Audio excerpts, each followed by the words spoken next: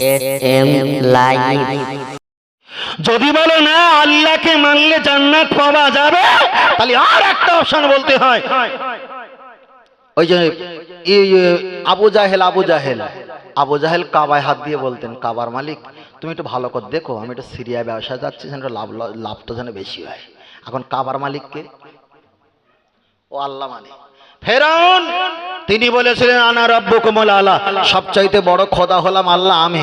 আল্লাহ বলছে কি রে ব্যাপারটা কি? আল্লাহ দুনিয়াতে খোদাগিরি করতে, পরকালে আমার যেরকম মাছ চালাবে সহ্য করব, কিন্তু দুনিয়াতে আমি একটু খোদা হতে যাচ্ছি। সে কিন্তু আল্লাহকে মানে, কিন্তু দুনিয়ার মানুষের কাছে ধোকা দিয়ে খোদা দাবি করেছে। তাহলে আল্লাহকে মানলে যদি জান্নাত পাওয়া যায়, তাহলে ফেরাউনের জান্নাত দেওয়া দরকার। তাই পৃথিবীতে আল্লাহর পরিচয় করিয়ে দেওয়া হয়, কিন্তু নবী মুহাম্মদ সাল্লাল্লাহু আলাইহি ওয়াসাল্লামের পরিচয় করানো হয়। আর একটা লজিক বলি, ওয়াজ করার সময় বেশিরভাগ কোরআন দিয়ে ওয়াজ করা হয়। ওই নামাজের কথা বললাম না, যে নামাজ কি দিয়ে হয়? হুজুর ওয়াজ করেছে যে নামাজ কোরআন ছাড়া নামাজ হবে না। আর আমি প্রমাণ দিলাম, কোরআন যদি 2% থাকে আর হাদিসের পার্সেন্ট হলো 8%। না, কোরআন কমপক্ষে 3 আয়াত পড়লে নামাজ হবে, কিন্তু হাদিসের যে দোয়াগুলো আছে তাই ওয়াজিবগুলো, তার ভিতরে 1-2 অক্ষর বাদ দিলে নামাজ হবে না। বিষয়টা বলেছিলাম। এবার চলেন, কোরআন দিয়ে ওয়াজ করাটা সহজ না হাদিস দিয়ে ওয়াজ করাটা সহজ? বড় ভাই কিছু বলে না। এবার একটু বুঝিয়ে দেই। আপনার মেয়ে কোরআন পড়তে পারে তো, 3-4 মাস সময় দিলে ইমাম সাহেব হুজুর কোরআন শিক্ষা দেয় না? কোরআন শিক্ষা সহজ, 3 মাসে কোরআন শেখা যায়, কিন্তু হাদিস শিখতে গেলে কমপক্ষে 13 বছর। এখন মাদ্রাসার সিস্টেম আরো সহজ করে দিয়েছে, 8 বছর, এতটা কম বেশি সময় যায়। কিন্তু কোরআন শিখতে গেলে কত বছর সময় যায়? 3 থেকে 4 মাস। আর হাদিস শিখতে গেলে 8 থেকে 13 বছর। কি হবে এবার? আজকের এই একটা সপ্তাহ বসে বসে আমি কটা পারা পৃষ্ঠার মুখস্থ করলাম। একটা সপ্তাহে আমি 10টা করেছি, পরের সপ্তাহে 10টা, হলো কটা? 20টা পারা পৃষ্ঠার ছাপা লাইন। তার 4টে সপ্তাহ মিলিয়ে 1 মাস আমার 40টা মুখস্থ হয়েছে। ছেলেরা কোরআন পড়তে পারে না, আর আমি পারা পৃষ্ঠা লাইন বলবো, আরবিতে ওসব বুঝতে পারে বলে মনে হয়। তখন বলে আমার হুজুর কোরআন দিয়ে ওয়াজ করেছে। হ্যাঁ, তোমার হুজুর ভ্যালিগুডের পানি দিয়েছে, রোগীও মারবে না, রোগও সারবে না। তোমার হুজুরের কাছে সব ওয়াজ আছে, নেই মুহাম্মদ সাল্লাল্লাহু আলাইহি ওয়াসাল্লামের ওয়াজ। এই যারা বলেছে লা ইলাহা ইল্লাল্লাহ মুহাম্মদ রাসূলুল্লাহ, যেমন কেটে দিয়ে হাতে ধরিয়ে দিয়েছে, তোমার হুজুরও কোরআন দিয়েছে, তারপরে নামাজ দিয়েছে, রোজা দিয়েছে, হজ দিয়েছে, যাকাত দিয়েছে। মুহাম্মদ সাল্লাল্লাহু আলাইহি ওয়াসাল্লামকে সম্পর্কে তোমাকে ভুলিয়ে রেখেছে। কথা বুঝতে পারেননি? ভুলিয়ে রেখেছে। তোমার হুজুর যে কি সর্বনাশ করেছে এই ব্যাপারটা বুঝতে পারতো না। আল্লাহ, চলেন আমি আপনাকে বোঝাতে চাই, খুব ভালো করে বুঝতে হবে। আমার বিষয়টা হলো তরিকত সম্পর্কে বলছিলাম, আমার বিষয়টা আধ্যাত্মিক সম্পর্কে ছিল, আমার বিষয়টা ছিল বসিরার দাদা পীর রহমাতুল্লাহ আলাইহির আমরা যারা মুরিদ কিভাবে বাঁচবো, কিভাবে আল্লাহ হাসিল করব, আর কিভাবে নবী হাসিল করব, এই বিষয়টা নেই আমি আপনাদের কাছে এত কিছু বলছিলাম। তবে একটা কথা আমি আপনাকে বলি, আগিয়ে চলে যাওয়া যায়। উত্তর পাড়ার ইমাম সাহেব উনি ডান দিকে বাম দিকে সালাম ফিরিয়ে दोनों हाथ उठाकर दुआ मांगी, हाथ बहुत ज्यादा ना उठा, यानी कंधों से ऊंची ना करो, दुआ जब फारेगो कर दोनों हाथ मुंह पर फिर लो। उत्तर पाड़ार इमाम साहेब তিনি নামাজ পড়ার পরে দুটো হাত তুলে হাজার দোয়া চেয়েছে, আর হাজার দোয়া চাওয়ার পর মোনাজাত যখন শেষ করবে, दोनों হাত মুহ পার ফিরলো, দুটো হাত যখন মুখ থেকে ফিরিয়ে নিয়ে আসবে, ইমাম সাহেব হুজুর বলছে বেরহমাতে কায়া আর আমার রহিমিন। কিন্তু মাঝের পাড়ার ইমাম সাহেবের পিছনে নামাজ পড়লাম, মাঝের পাড়ার ইমাম সাহেব হুজুর মোনাজাতের শেষে বলল আলহামদুলিল্লাহি রাব্বিল আলামিন বলে চুম্বন খেয়ে মোনাজাতটা শেষ করলো। কিন্তু আপনাদের উত্তর বাঙ্গুয়াটি এই জায়গা মসজিদে নামাজ পড়ে দেখলাম ইমাম সাহেব হুজুর ডান দিকে বাম দিকে সালাম ফিরিয়ে মোনাজাত করার পরে শেষে লা ইলাহা ইল্লাল্লাহ মুহাম্মাদুর রাসূলুল্লাহ আল্লাহ বলে নামাজটা শেষ করেছে, মোনাজাতটা শেষ করলো। চলো এবার নবীর কাছে বিচার দেবো, পৃথিবীর কোনো হুজুরের কাছে দেব না, আল্লাহর নবীর কাছে একটা বার বিচার দেওয়া যায়। ইয়া রাসূলুল্লাহ, হাবিবাল্লাহ, উত্তর পাড়ার ইমাম সাহেব একরকম মোনাজাত করলো, মাঝের পাড়ার ইমাম সাহেব একরকম মোনাজাত করলো, কিন্তু আমাদের পাড়ার ইমাম সাহেব আর এক রকম মোনাজাত করলো। কেউ বলল আলহামদুলিল্লাহি রাব্বিল আলামিন, কেউ বলল মোনাজাতের শেষে বিরহমাতিকা ইয়া আরহামার রাহিমিন, কেউ বলল লা ইলাহা ইল্লাল্লাহ মুহাম্মাদুর রাসূলুল্লাহ সাল্লাল্লাহু আলাইহি ওয়াসাল্লাম। কোন তাসবিহ? তো সবই তাসবিহ আল্লাহর। ও নবী, একটা বার জবাব দিয়ে বলো কোন তাসবিহ আল্লাহর কাছে দামি? আমার দয়ার নবী জবাব দিয়ে বললেন আফদালুল ইবাদাত ইবাদাতি সালাত, সবচাইতে বড় ইবাদত হলো নামাজ। হুজুর নামাজ নিয়েছে 5 ওয়াক্ত। আল্লাহ নবী পরে বললেন আফদালুত তেলাওয়াত তেলাওয়াতুল কোরআন, সবচাইতে বড় তেলাওয়াত হলো আল্লাহর কোরআন। হুজুর বারবার কোরআন পড়ে, হুজুর তেলাওয়াতটা বড় নিয়েছে। আল্লাহ নবী এবার জবাব দিয়ে বললেন আফদালুজ জিকরি জিকরি লা ইলাহা ইল্লাল্লাহু মুহাম্মাদুর রাসূলুল্লাহ সাল্লাল্লাহু আলাইহি ওয়াসাল্লাম। তাহলে নবী বলেছে বড় ইবাদত, হুজুর বড় ইবাদতের ওয়াজ করলো। নবী বলেছে বড় তেলাওয়াত কোরআন, হুজুর কোরআন দিয়ে ওয়াজ করলো। নবী বলেছে বড় জিকির হলো মুহাম্মাদুর রাসূলুল্লাহ, হুজুর তখন ওই জিকিরের ওয়াজটা বন্ধ করে দিল। তাহলে এই হারামখোর মৌলী সাহেবকে মুনাফিক বলতে কি আমার 1 সেকেন্ড সময় যায়? শত শত ব্যক্তিকে আমি ধরিয়ে দিতে পারি, ওরা আবার বক্তব্য দিতে বলে বাবা কোরআন যদি তোমরা না পাকড়াতে পারো তোমরা নাজাত পাবে না। আমি 3 সেকেন্ডে দলিলটাকে ভস্ম করে দিচ্ছি, শোনো ছোট্ট করে বলি। নবী দুনিয়াতে এসেছে অনেক বছর পর, গুহায় রসুল ছিল, জিবরিল আমিন পাঁজা করে ধরে ইকরা বিসমি রাব্বিকাল্লাযী খলাক কোরআনের 5 আয়াত নাজিল হয়েছিল। তাহলে নবী দুনিয়াতে এসেছে আর কোরআন নাজিল হয়েছে, এর মাঝখানে অনেক বছর কেটে গেছে না যায়নি? গেছে তো। তাহলে ওই মাঝখানে যারা বৃদ্ধা বয়সে নবীর হাতে হাত দিয়ে কলেমা পড়ে মারা গেছে, তারা কি কোরআন পেয়েছিল? কোরআন পায়নি। এখন পেয়েছিল কাকে? নবীকে। এবার বলেন জান্নাতি না জাহান্নামী? ভাই আমার বক্তব্য লাইন আপনার কাছে হয়তো পরিষ্কার নাও হতে পারে, ফের বলছি আমি গোড়াই আমি পীর মাশায়েখকে মানি, পীর মাশায়েখের কথা বলি, শুধু পীর মাশায়েখ না নবী আর পীর মাশায়েখকে মানি, এই কথাটা আজীবন বলি। কেনাকাটা ব্যক্তিগত নিতে পারো নাও নিতে পারো, কিন্তু বলবো আমি, তবে আপনার কথা শুনে বন্ধ করবো না। কথাটা বুঝতে পারছো না কি বলেছি? এটাই শেষ কথা। তাহলে নবী দুনিয়াতে এসেছে আর নবী প্রতি আল্লাহ কোরআন নাজিল করেছে, এর মাঝখানে অনেক বছর কেটে গেছে, তখন কোরআন নাজিল হলো না। তাহলে যারা মৃত্যুবরণ করেছে নবীর হাতে কলেমা পড়ে, এখন জান্নাতি না জাহান্নামী?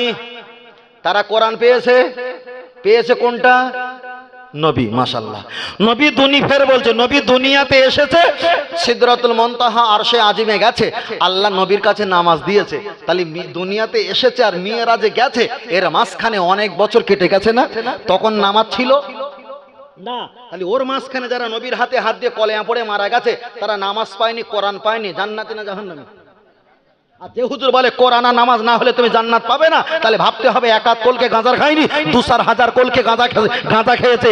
আরে কোরআন আর নামাজটা এটা হলো আল্লাহর নিয়ামত, এটাই হলো পানি, আর মুহাম্মদ সাল্লাল্লাহু আলাইহি ওয়াসাল্লাম হলো, এটাই হলো ঈমান। যাদের কাছে কোরআন আর হাদিস, কোরআন আর নামাজ কিছু নাও থাকতে পারে, তাদেরকে কাফের বলা যাবে না, কিন্তু কোন হুজুরের কাছে নবী না থাকলে তাকে কাফের বলতে হবে, ঠিক না বেঠিক? ওই জন্য পৃথিবীতে ইসলাম রাম ঘুরছে, কিন্তু লা ইয়াবকা মিনাল ইসলামি ইল্লা ইসমু, ওসব মালেরা নামে মুসলমান আধার কার্ডে, কিন্তু একটাও ভিতরে ঈমান নেই। হুজুরের পিছনে নামাজ পড়বে, যে হুজুর পিছনে নামাজ পড়বে, ও হুজুরের পিছনে নামাজ পড়বে, হিসাব করে দেখো সেও সমস্যা। ফের বলছে চায়ের দোকানে যদি বেশি কথা বলি বলে হুজুর বক বক করে বকে, আর যদি কম কথা বলি হুজুর অহংকার, 1 রাতে 15,000 টাকা নিয়েছে। যাওয়া কোন দিকে? যদি গাড়ি জোরে ছেড়ে ওয়াশ করতে যাই বলছে বাগনটা একটা জলসা পেয়েছে, আব্দুর রহমান ভাইয়ের বাড়ি গিয়ে খুব খাওয়া খাবে। যদি আবার যখন যাই আস্তে আস্তে যাই বলছে হুজুর হদ্দ খাওয়া খেয়েছে, মাল নড়তে পারে না। যাওয়া কোন দিকে? কোন দিকে যাবে? ফের কথাটা খেয়াল করি, মান আরাফা নাফসাহু ফাকাদ আরাফা রাব্বাহু, তোমার নিয়ে ভাবো, তুমি আল্লাহকে চিনে ফেলবে। সুবহানাল্লাহ। ও হাজার লোকের চিন্তা তোমার করার দরকার নেই। কোরআন বলেছে কো আনফুসাকুম ওয়া আহলিকুম নার, আগে নিজে নিজে বাঁচো, নিজে বাঁচো, তোমার পরিবার আহলে পরিবারকে বাঁচাও, নাজাত প্রাপ্ত হয়ে গেল। ও সবার মাথায় কাপড় পড়ে গেছে, কাপড় তুলে দেওয়ার সময় নেই, কেন তার পরিবারের সদস্য আছে, তার দায়িত্ব তোমার দায়িত্ব না, তোমার পরিবারটা তুমি বাঁচাও। আল্লাহ আল্লাহ, কষ্ট পাচ্ছেন নাকি বড়বাবু? কেউ বলবে না, এমন করে কেউ বলবে না। আর এরকম বললে দাউদ হবে না, বুঝেন না, দাউদ হবে না। সমস্যা এটা, ভ্যালিগুডের পানি দেওয়া হবে, রোগীও মরবে না, রোগও সারবে না, শুধু বোতল বোতল মাল বিক্রি হবে। চলেন আমি আপনাকে বোঝাতে চেয়েছি, খুব ঠান্ডা মাথায় বুঝতে হবে। তাহলে ইমাম সাহেব হুজুর কলেমা শরীফটা বাদ দিয়েছে। এলাকা যদি কোনো মুসল্লি আল্লাহর ওলিদের মহব্বত করেনেওয়ালা থাকে, নবীর প্রেমিক যদি থাকে, মসজিদের সেক্রেটারি বলবে ও ইমাম সাহেব ভাই, তুমি যে বেরহমাতে কা পড়ো ভালো ভালো, তুমি যে আলহামদুলিল্লাহ পড়ো ভালো, তবে একটু কলেমা পড়ো। এই এলাকার ছেলেরা এরা বসিরহাট হুজুরের ভক্ত, এই এলাকার ছেলেরা দাদা পীরের ভক্ত, তুমি কি একটু কলেমা পড়তে পারো না? ইমাম সাহেব বলল ঠিক আছে পড়বো। আগামী ফজর থেকে ইমাম সাহেব 30 বছর ইমামতি করেছে, বেরহমাতিকা আর আলহামদুলিল্লাহ বলে চালিয়েছে। এবার ইমাম সাহেব মোনাজাতে শেষে কলেমা শরীফ পড়বে। এবার ইমাম সাহেব ডান দিকে বাম দিকে সালাম ফিরিয়ে হাজার হাজার দোয়া কান্নাকাটি করার পর ইমাম সাহেব দোয়া করছে, লা ইলাহা ইল্লাল্লাহ বলে ঠেলে উঠেছে। মুহাম্মদুর রাসূলুল্লাহ বলার সময় মসজিদের টোটাল কারেন্ট চলে গেছে। তাহলে যে ইমাম সাহেবের কণ্ঠ এত কুঞ্জরে চলছিল, লা ইলাহা ইল্লাল্লাহ কণ্ঠ ছিল, আর মুহাম্মদুর রাসূলুল্লাহ বলার সময় টোটাল কণ্ঠটা নিস্তব্ধ হয়ে গেছে, আমি বলছি ওই ইমাম সাহেবরাই হলো হারামখোর মুনাফিক। চলেন আমি আপনার কাছে আর একটা অপশন বলি। লক্ষ্য করে দেখা যায় পৃথিবীর জমিনে এমন একটা সময় আসবে আল্লাহর জিকির বন্ধ হবে। খোদার কসম করে বলছি, আল্লাহ জিকির বন্ধ হবে, কিন্তু নবীর জিকির বন্ধ হবে না, হবে না। এই বক্তব্যটা হয়তো আপনারা বহুবার শুনেছেন। আমি একটু আধ্যাত্মিক নিয়ে সম্পর্কে বলছি, বিষয়টা আরো পরিষ্কার হয়ে যাবে। আমার আল্লাহ নবীর নামে জিকির করে, নবীর নামে স্মরণ করে, দরুদ সালামের ব্যাপার থাকে। ফেরেশতারা নবীর নামে দরুদ সালাম পাঠ করে। দরুদ সালামটা মানে আমি জিকির ধরে নিলাম, মানে কোরআন পড়াটাও জিকির বলা যায়, নামাজটাও জিকির বলা যায়, হাদিস পড়াকে জিকির বলা হয়, আল্লাহর নাম স্মরণ করা জিকির বলা হয়, তেলাওয়াত করাটা জিকির বলা হয়, ওয়াজ করাটাও জিকির বলা হয়। জিকির মানে আল্লাহর নাম স্মরণ করা, স্মরণ করা। তবে আল্লাহ নবীর নামে জিকির করে, ফেরেশতা মণ্ডলী আমার নবীর নামে জিকির করে। ইয়া আইয়ুহাল্লাযীনা আমানু, হে ঈমানদারেরা তোমরা আমার নবীর নামে জিকির করো। চলেন আর একটা বুখারীর হাদিস পড়া যাক। আল্লাহ নবী আমার হাদিস শরীফে বললেন, হাদিসটা বুখারীতে এসেছে, লা তাকুমুসা হাত্তা লা ইউকালা ফিল আরদি আল্লাহু আল্লাহ। নবী আমার বললেন তামাম পৃথিবীর জমিনে ফিল আরদি তামাম জমিনের উপরে একজন যদি আল্লাহ আল্লাহ ওয়ালা ব্যক্তি থাকে, আল্লাহ বলনেওয়ালা ব্যক্তি, আল্লাহ আসমান জমিনটা হেফাজত করে দেবে। আর একজন যদি আল্লাহ আল্লাহ বলনেওয়ালা যদি কেউ না থাকে, আমার আল্লাহ তামাম পৃথিবীর জমিনটা ধ্বংস করে দেবে। আমি একটু আধ্যাত্মিক নিয়ে বলছি, মা খুব মোহব্বত কানটা লাগিয়ে শুনবেন। তাহলে পৃথিবীর জমিনে কিয়ামত একদিন হবে হবে হবে, এটা যেমন সত্য, পৃথিবীতে আল্লাহ আল্লাহ বলনেওয়ালা মুছে যাবে, এটাও সত্য। ফের বলছি, আল্লাহ আল্লাহ বলনেওয়ালা থাকলে কিয়ামত হবে, আর আল্লাহ আল্লাহ বলনেওয়ালা যখন না থাকবে কিয়ামত। তাহলে কিয়ামত হবে যখন সত্য আল্লাহ আল্লাহ আল্লাহ আল্লাহ বলনেওয়ালা ব্যক্তি একদিন পৃথিবীতে থাকবে না, এটাও সত্য। চলেন যে হুজুর আল্লাহ জিকির করেছে, যে হুজুর আল্লাহ তসবিহ পাঠ করেছে, এখন সেই হুজুরকে একটু বোঝানো যাক। তাহলে পৃথিবীর জমিনে আমার আল্লাহ যদি কিয়ামত দেয়, আল্লাহ নবীর জিকির করা হয় 3 শ্রেণী। এক হলো আমার আল্লাহ, দ্বিতীয় নাম্বার হলো ফেরেশতা, তৃতীয় নাম্বার হলো আমি আপনি। আল্লাহ যদি কিয়ামত দেয়, আগে ফেরেশতা মারা যাবে না, আগে আমি আপনি মারা যাব। একটু কথা বলেন, আগে আমি আপনি মারা যাব। থাকবে কয় শ্রেণী? 2 শ্রেণী নবীর নামে জিকির করে, 1 শ্রেণী তো আমরা মারা গেলাম, জিকির কমে গেল। আল্লাহ যদি বলে ফেরেশতা আমি তোমাদেরকে মেরে দেব, আল্লাহ যদি ফেরেশতাদের মেরে দেয়, তাহলে জিকির করনেওয়ালা থাকবে কে? আছে কে? একমাত্র আল্লাহ। ওয়াজ করার পূর্বে একটা কথা বলেছিলাম, আমরা কিছু ঘন্টা আগে এখানে ছিলাম না, আমরা এসেছি। এমন একটা সময় আসবে আবার আমরা কেউ এখানে থাকবো। তাহলে এবার বলছি আল্লাহ আছেন, রয়েছেন, আল্লাহ থাকবেন। আল্লাহু বাকি মিন কুল্লি ফানি, পৃথিবীর সব ধ্বংস কেবল আমার আল্লাহ ব্যতীত। তাহলে নবীর নামে জিকির করা হয় আল্লাহর বান্দা। কিয়ামতে আল্লাহর বান্দা মারা গেছে, আল্লাহ ফেরেশতাদের মেরে দিয়েছে। আল্লাহ যদি ফেরেশতাদের মৃত্যু দিয়ে দেয়, থাকবে কে? আমার আল্লাহ। না আছে কোনো নবী, না আছে কোনো ফেরেশতা, না আছে কোনো আম্বিয়া, না আছে কোনো উম্মত বান্দা। পৃথিবীতে কেউ নেই, কেউ নেই, আছে আমার আল্লাহ। আল্লাহ। তাহলে আল্লাহ যখন থাকবে একা, আর পৃথিবীর কেউ যখন না থাকবে, আল্লাহর কসম করে বলি আল্লাহর জিকির করনে ওয়ালা কেউ থাকবে না, থাকবে না, থাকবে না। কিন্তু আমার আল্লাহ ওয়াদা করেছে, ইন্নাল্লাহ, নিশ্চয়ই আমার হাবিবের জিকির আমি আল্লাহ করি। তাহলে আমার আল্লাহ কিয়ামতের দিনে কিয়ামত দেবে, সব কিন্তু ধূলিসাৎ হয়ে যাবে। আল্লাহ যখন একা থাকবে, আল্লাহ জিকির বন্ধ, কিন্তু আমার আল্লাহ থাকবে, থাকবে, থাকবে, থাকবে। আমার আল্লাহ জিকির বন্ধ, কিন্তু আল্লাহর কুদরতি জবানে আমার নবীর নামের জিকির চলবেই চলবে। যারা বলেছেন আলহামদুলিল্লাহ আল্লাহ জিকির, যারাই বলেছেন বিরহমাতিকা আল্লাহ জিকির, যারাই বলেছে লা ইলাহা ইল্লাল্লাহ, এতটুকু আল্লাহ জিকির। তাকিয়ে দেখো আমার আল্লাহ নবীর নামে জিকির করে। কেন? নবী বলেছে মানা আসানি, যারা আমাকে সরিয়ে দেয়, ফাকাদ আসাল্লাহ, আমার আল্লাহ তাদেরকেও সরিয়ে দেয়। মানা আতানি, যারা আমাকে মহব্বতে ইত্তেবা করে, ফাকাদ আতাল্লাহ, ওই ব্যক্তি আমার আল্লাহর ইত্তেবা করেই নেবে। জোরে বলেন, আর একটু জোরে হবে না?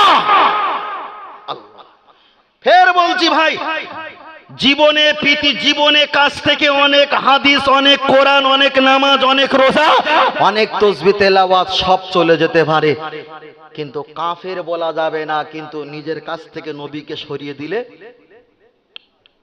শেষ, শেষ, সব শেষ। আবু জাহেল একদিন বসে আছে মন খারাপ করে। আবু জাহেল একদিন মন খারাপ করে বসে আছে, আর নবী সাল্লাল্লাহু আলাইহি ওয়াসাল্লাম গিয়ে বলছেন, চাচা মনটা খারাপ কেন? বলে খারাপ হবে না, জানিস মোহাম্মদ, আমার এই গাছটারে কত সুন্দর করে মানুষ করেছি, ফল ছোট ছোট হয় আর খসে পড়ে যায়। তা নবী বললেন, আমি যদি একটু দোয়া করি? তা বলছে, মোহাম্মদ তুমি দোয়া করবে? তা করো, জানে দোয়া করলে কাজ হবে। আল্লাহ নবী দোয়া করলেন। সকালবেলা ফজরের নামাজ পড়ে আর আবু জাহেলের বাড়ি নবী যাবে। কেন? জিজ্ঞেস করবে, চাচা ফলটা আগের দিনের তুলনায় বড় হয়েছে, কি কারণে? যদি আবু জাহেল বলে তোমার আল্লাহ দিয়েছে, তাহলে এই কথাটা শুনি আমার নবী কত খুশি হবে। কিন্তু দুর্ভাগ্যর কপালে কি পরিহাস, নবী যখন গিয়ে বলছে, চাচা আগামী দিনের তুলনায় ফলটা ছোট হয়েছে না বড় হয়েছে? বলো না বাবা, অনেক বড় বড় হয়েছে। চাচা কি কারণে হলো? বলে কেন তুই জানিস আর সেইটি জানে?